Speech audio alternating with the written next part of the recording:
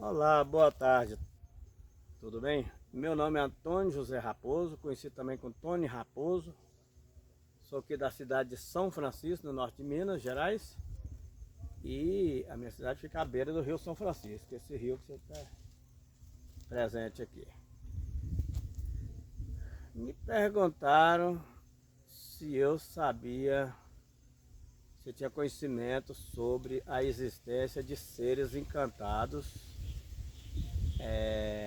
aqui no rio São Francisco. Eu fiquei surpreso com a pergunta e gostei do assunto, porque os seres encantados do rio, os personagens, as pessoas do rio, os entes do rio, os seres encantados do rio são muitos. Os seres encantados do rio são muitos e estão presentes ao longo do rio São Francisco, em toda a sua extensão. Mas especificamente aqui da cidade de São Francisco, eu queria mencionar alguns, né, que a gente conhece, a gente sabe que o pessoal acredita, que o pessoal fala, que o pessoal mais velho já fala que teve contato pessoal, direto ou indireto, com esses seres, né? Dentre eles, aqui nós estamos aqui na cidade de São Francisco, a cidade está logo ali abaixo, cerca de 8 quilômetros aqui, nós estamos na comunidade de Ilha das Porteiras, né? Que tem a sua tradição. Mas logo aqui, rio acima, na comunidade de Barreira dos Índios, tem uma situação lá interessante. Porque lá tem um lugar que chama Remanso, um lugar de travessia de pescadores, de um lado para o outro, para o rio. E esse lugar é, segundo as pessoas moradoras locais, que lá tem um surubim toco. Diz que é um grande surubim, né? Que fica lá num local lá que tem umas árvores, uma gaiada, alguma coisa no meio do rio, uma formação de ilha. E esse surubim está sempre presente lá, ele sempre é visto. E o que que acontece ali naquele local? Tem um encanto lá, porque nenhum pescador consegue passar por aquele local. Quando o pescador vai passando, que chega numa determinada localidade, ele vai remando e a canoa não passa, a canoa não sai do lugar. Pescador ou canoeiro ou barqueiro vai remando e a canoa não passa do lugar. Ela fica ali, ele vai remando, ela fica, ela roda, não vai. Não, ninguém consegue passar por aquilo ali, segundo informação das pessoas locais lá. E aí o que que a pessoa faz? Ela tem que retornar para a sua margem do rio e passar ou por baixo, coisa de uns 30 metros para baixo, ou para cima. Então nesse local não passa. E as pessoas afirmam que naquele lugar ali tem um surubim, uma morada de um surubim, né? Que chama, segundo ele, surubim toco. Ele não tem o cabo, só tem aquele pedaço do corpo lá, não tem a cauda, vamos dizer assim, né? Então o caos do surubim toco. Mas sobre o surubim, também tem dentro da cidade de São Francisco, quem conhece a cidade de São Francisco, tem ali a beira do rio, tem a igreja, tem o cais, uma estrutura muito interessante, boa de conhecer, tipo um mirante, de longe você vê o rio para cima e para baixo, de longa distância. É uma formação rochosa, na qual na parte mais alta tem a construção da igreja matriz, a igreja de São José, uma construção imponente, e debaixo dessa igreja consta a lenda, consta os mais velhos, as pessoas contam, os historiadores contam. Há uma crença que embaixo da igreja da cidade de São Francisco existe uma caverna. A situação realmente quem está de dentro do rio enxerga ali uma rocha, um paredão de rocha.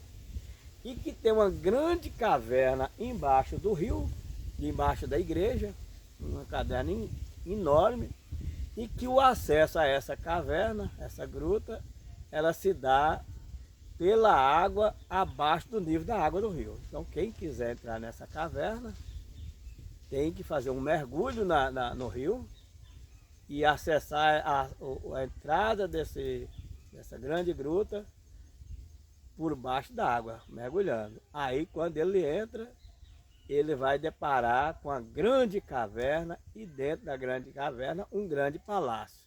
Uma coisa majestosa, brilhante e tal. E dentro dessa caverna, né, existe uma morada lá, na água lá, que está lá dentro da caverna, um surubim muito antigo. Esse caos é desde a época da formação da cidade, acho que desde os indígenas que habitavam naquela localidade.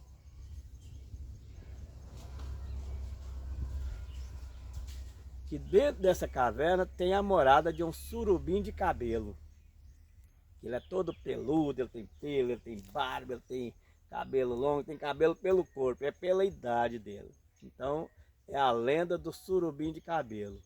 As pessoas mais velhas falam que sabe quem já viu, né? Ninguém afirma que já viu, mas conhece alguém que viu, né? Eu conheço alguém que viu quem viu, né? O famoso surubim de cabelo que mora debaixo da igreja matriz de São Francisco, né? Então essa é uma lenda, é um conhecimento, né, popular, da crença popular da nossa cidade de São Francisco. E não, quem aventurou aí não conseguiu voltar para falar como é que é.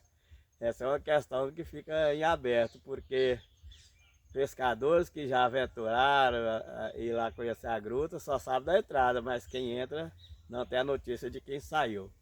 Mas nós temos aqui o caso do surubim de cabelo, né? Uma das lendas interessantes, né? E também tem outras lendas aqui que ela também extrapola a questão do rio.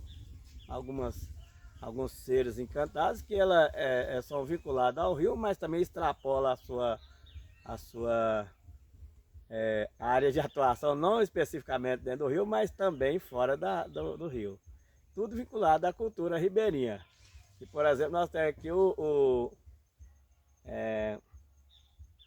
Rumãozinho, né? Ali perto da Vaqueta, a comunidade chama Vaqueta, consta que tem um Rumãozinho que é um menino atentado. O Rumãozinho, ele tem a sua perversidade, porque ele chega nas casas para perturbar. Ele anda pelo mundo, segundo ele foi desprezado aí pela sua família, e sai no mundo. Foi jogado uma praga pela sua mãe, né? E a praga dele é nunca morrer e nunca dar paz para ninguém. E o Rumãozinho sai pelo mundo, pelas casas, pelas fazendas, pelo sítio, pela beira do rio, e o que ele vê ele perturba. Se ele chega na sua casa e você está cozinhando ali o fogão a lenha com as comidas ali, ele chega caladinho lá e põe terra dentro da sua comida.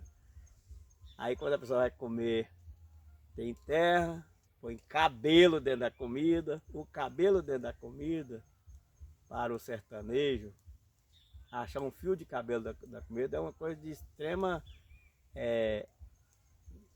extrapola a questão da higiene, chega a situação de descaso da cozinheira.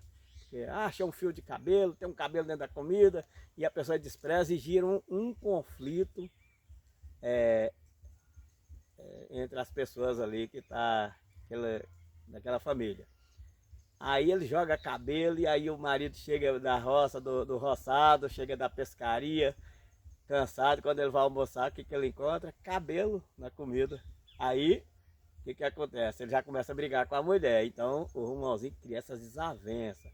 Joga milho e pedra em cima dos telhados, rasga a rede dos pescadores, dá nó nas crinas dos animais, igual faz também a bruxa, né?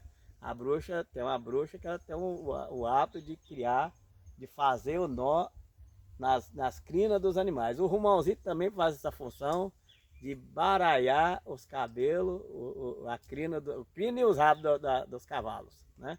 As imagens falam os cavalos e égua, né? Os equinos. Então o Rumãozinho é essa figura que sai no mundo só para perturbar, né? Temos também aqui o famoso familiar. O familiar já é um personagem também que ele beira o absurdo para a pessoa que pretende, que tem fé, tem a fé cristã e outra fé que almeja a salvação da sua alma. Porque ele atende os bens terrenos em detrimento de um sofrimento eterno. O familiar, ele tem um processo de produção, que ele vai ser gerado por uma pessoa. O cara está ali, tem todas as dificuldades da vida, ele quer uma vida boa aqui na terra, ele quer ter as coisas boas ofertadas pela vida, ele quer ter carro novo, ele quer ter fazenda, ele quer ter gado, ele quer ter às vezes quer ter, almeja ter uma esposa, uma companheira bela, bonita, charmosa. Aí ele vai ter um familiar. E para ter um familiar é um processo que envolve algumas questões. Uma delas é adquirir um ovo de um galo. Tá? Então o galo, não sei se acredita-se que o galo bota um ovinho pequeno, menor que o ovo de galinha. E aí o pretenso de ter o familiar, aquele que tem coragem de entrar nessa empreitada, adquire esse ovo de galo, galado, e vai chocar esse ovo debaixo do braço, né? Então o familiar é um produto de um chocado debaixo do braço na Semana Santa. Então essa chocação, esse período de chocar o galo, chocar o familiar, ele se dá no período para ele ser gerado, né, ser eclodido o ovo e sair o familiar na Sexta-feira Santa, né? Então tem todos uns mistérios, tem todas umas questões. E a pessoa que conseguir ter um familiar, assim que ele foi gerado, ele põe ele dentro de uma garrafa e tampa e preserva ele consigo e mantém no segredo. Tá falando por aí que tem um familiar, ninguém vai pôr isso nas redes sociais que não funciona. E tudo que você pedir, se você tem um familiar, tudo que você pedir, você consegue. Ah, eu queria uma casa boa, eu queria um carro do ano, eu queria estar nos melhores ambientes aí, queria uma coisa boa, eu queria uma fazenda, eu queria... Tudo que a pessoa almeja, ele consegue. Ele é doado, consegue esses bens materiais, de uso e tal, né? A pessoa passa a ter uma vida de rei. A partir do momento que ele tem uma... Se ele tem uma desavença com alguém, aí ele fala assim, meu familiar, por favor, me protege dessa pessoa e faça tal coisa com ela, faz ela perder isso, aquilo. E aí o familiar protege. No entanto, tem a conta para pagar. Quando a pessoa morre, já fica, desde já, sua alma encomendada para aquela destinação que o familiar quiser, que certamente não é a destinação que a maioria das pessoas, a grande maioria, espera para seu pós-vida, né? Então, são uns entes, são uns seres encantados que povoam aqui o imaginário popular aqui do Ribeirinho. E essas coisas tá também em outros ambientes, mas aqui especificamente no São Francisco eles são amplamente conhecidos e falados sobre eles. Também mais abaixo, eu conheço mais abaixo, alguma questão do vapor encantado, tem vários outros. A Mãe d'Água. A Mãe d'Água é uma história que vale a pena conhecer. Tem o vapor encantado, que é aquele vapor. Aqui era lugar de trânsito de muitos vapores no início do século passado e o anterior, né? E ficou o vapor encantado. O vapor encantado, a pessoa vai pelo rio, se for à noite principalmente, daí a pouco vem um vapor com o apito majestoso dos vapores, que escuta a quilômetros de distância, e a pessoa vê o vapor, vê as luzes, sai do caminho do vapor pelo rio com seu barco, daí a pouco não tem vapor nenhum, ele simplesmente encanta no ar, ele desaparece, né? O vapor encantado. E também, dentre outros, nós temos aqui o nosso caboclo d'água. O caboclo d'água é uma figura interessante. Ela está presente aqui nessas águas do São Francisco. Ela está presente no dia a dia dos pescadores e ela tem que ter você tem que ter uma certa intimidade com ele. Primeiro, você não vai chamar ele de caboclo d'água. Você vai chamar ele de compadre, né? Ele está aí, tá? Ele está aí no rio. Você não chama ele de caboclo d'água, chama ele de compadre. E você vai ter que ter certos mimos, certos agrados para o caboclo d'água. Por quê? Se você sai para a pescaria, sai para a viagem pelo rio de barco ou de canoa, e você não está preparado para atender o senhor caboclo d'água, o senhor compadre, você pode ter dificuldade. O caboclo d'água ele vai chegar, o compadre vai chegar, você saiu para a pescaria, ele pode enganchar a sua rede, ele pode rasgar a sua rede, ele pode tomar o seu remo e você ficar desorientado na água, né? Ele pode balançar a canoa, criar uma situação de agitação das águas, que vai dar uma insegurança e um medo muito grande. Ele vai aparecer para você. No entanto, se ele apareceu e você consegue agradá-lo com um pedaço de fumo e uma garrafa de cachaça, você é amigo do caboclo d'água. Acabou o problema, porque a partir desse momento você não tem mais essa insegurança. O caboclo não vai balançar sua canoa, né? Ele não vai virar sua canoa, ele não vai rasgar sua rede, ele não vai espantar os peixes, ele vai ficar sossegado para que você faça a sua pescaria ou a sua trajetória pelo rio na maior tranquilidade, com bons resultados. Então o caboclo d'água é um parceiro, para quem sabe lidar com ele, o compadre, né? Aí você já viu o caboclo d'água, Raposo? Claro, não, você é o Raposo, você acredita no caboclo d'água? Eu acredito, você não acredita não?